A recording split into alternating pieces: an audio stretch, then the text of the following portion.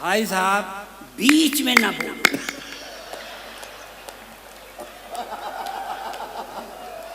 बीच वालों से हमारी जान उठ गई है।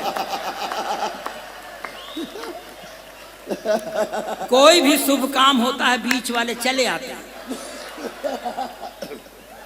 अब बीच में न बोलिएगा, नहीं ऐसा शराब दे देंगे कि भोपाल में पैदा हो जाओगे और यमेले हो जाओगे। सर देखिए, ये भी औरतों के ऊपर बहुत निष्ठा नहीं रखता था जो मेरे पहले आया था। मैं भी नहीं रखता। सर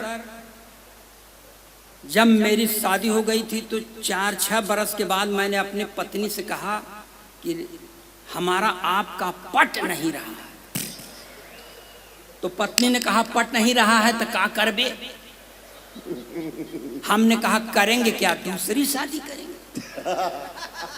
उसने कहा दूसरी शादी करेगा आपन मुंह देख। हमने कहा शादी से मुंह का क्या संबंध? हमने कहा तू मेरा मुंह मत देख, मेरा कॉन्फिडेंस देख। तो मैं फुल कॉन्फिडेंस का कवि हूं। आप लोगों के चरणों में अपना प्रणाम निवेदित करता हूं और यहां से चालू होता हूं।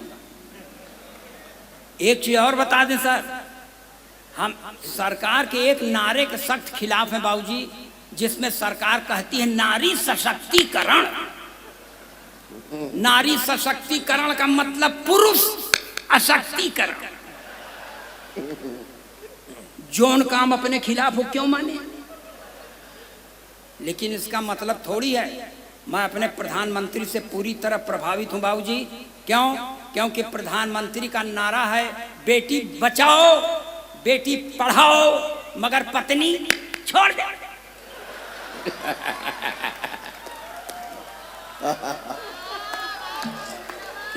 वाह। और आपको बता दें, प्रधानमंत्री बनने के लिए ये सब करना पड़ता है। इंदिरा जी ने अपना पति छोड़ा था, प्रधानमंत्री हो गई। उससे कम है क्या? इनके पास जो था इन्होंने अपना छोड़ दिया और मैंने भी अपनी पत्नी को छोड़ दिया है। भविष्य मेरा भी उज्जवल है, मगर कोई पद खाली नहीं है।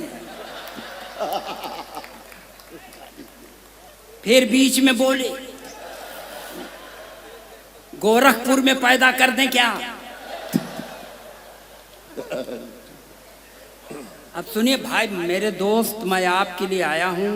जब मैं खुद कुत्ते की तरह माइक पर बोलने के लिए खड़ा हूं, भौंकने के लिए, तो मेरी भूमिका से मेल मत मिलाओ दोस्त।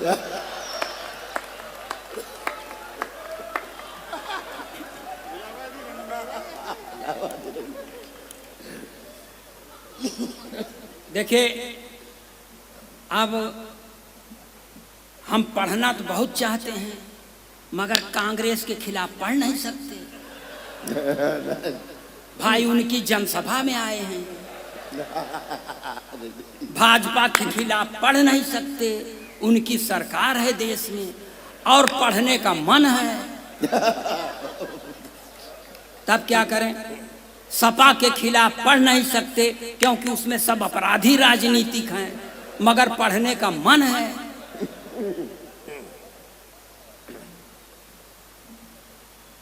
कहा है भाई साहब, किसी को सहेजने चले गए क्या?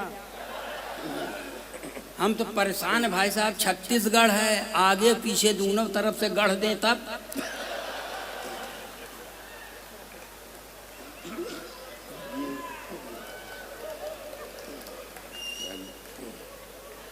यहां से सुनिए, 4 पंक्तियां यहां से शुरू करता हूं। एकदम देशभक्ति के चाशनी में डुबो के पढ़ता हूं। अच्छा हुआ देश यहां पर वीर रस के कवियों को नहीं बुलाया। बहुत अच्छा किए सर, क्योंकि वीर रस का कवि जानते हैं क्या पढ़ेगा? पाकिस्तान का सीना फाड़ देंगे, रावलपिंडी में झंडा गाड़ देंगे। काहे गाड़ दोगे भाई साहब? यहां जगह कम है क्या? जो काम यहां करना चाहिए यहां नहीं, सिर्फ रावलपिंडी वही झगड़े की जड़। और टिप्पणी पर ताली बजाना कि नापाक सरजमी पर पाक तिरंगा झंडा नहीं फहराया जाता।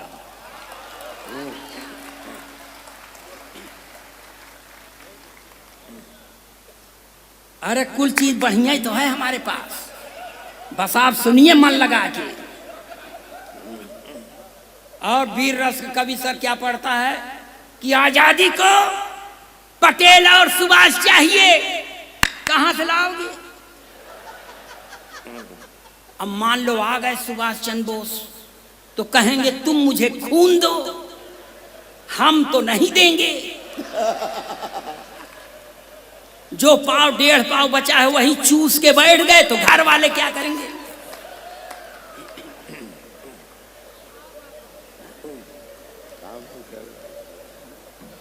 और बता, अब चालू हो जाए कि इसी तरह कथा सुनाते रहें। ताली बजाइए, अपना काम लगाता हूं मैं। हमारे उत्तर प्रदेश में एक नेताजी थे, अटल जी। वो इलेक्शन के पहले इस दल में थे, ऐन इलेक्शन पर उस दल में चले गए।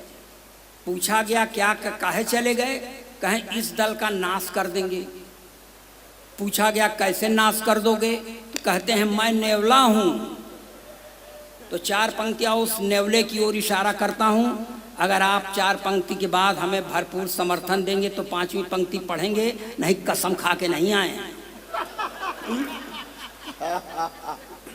सारे तिलिस्म टूट गए ठाट बाट के, सारे तिलिस्म टूट गए ठाट बाट के, खूब माल कमाए थे चरण चाट चाट के, खूब माल कमाए थे चरण चाट चाट के, सारे तिलिस्म टूट गए ठाट बाट के।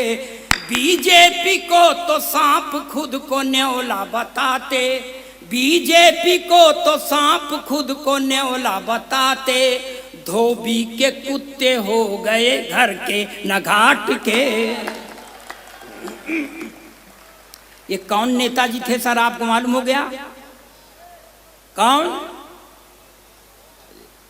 राजभर स्वामी प्रसाद मौर्य। तुम्हार सामान राजनीतिक ज्ञान हमार तुमसे ज्यादा अच्छा है, इसलिए कि आप छत्तीसगढ़ के हो। हाँ, अरे यार यहाँ से बीच में बोलवैयन का तांता लगा है साहब। हाँ भैया। और पढ़ता हूँ 4 पंक्तियां सर जी, इसको भी ध्यान से सुन लीजिएगा।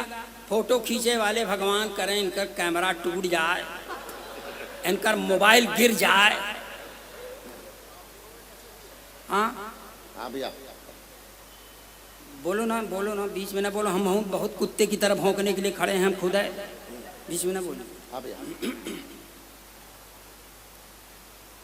जो हैं पढ़े लिखे वो सब हैं संतरी बने, जो हैं पढ़े लिखे वो सब हैं संतरी बने, अपराधी माफिया हैं जो वो मंत्री बने, अपराधी माफिया हैं जो वो मंत्री बने, जो हैं पढ़े लिखे वो सब हैं संतरी बने।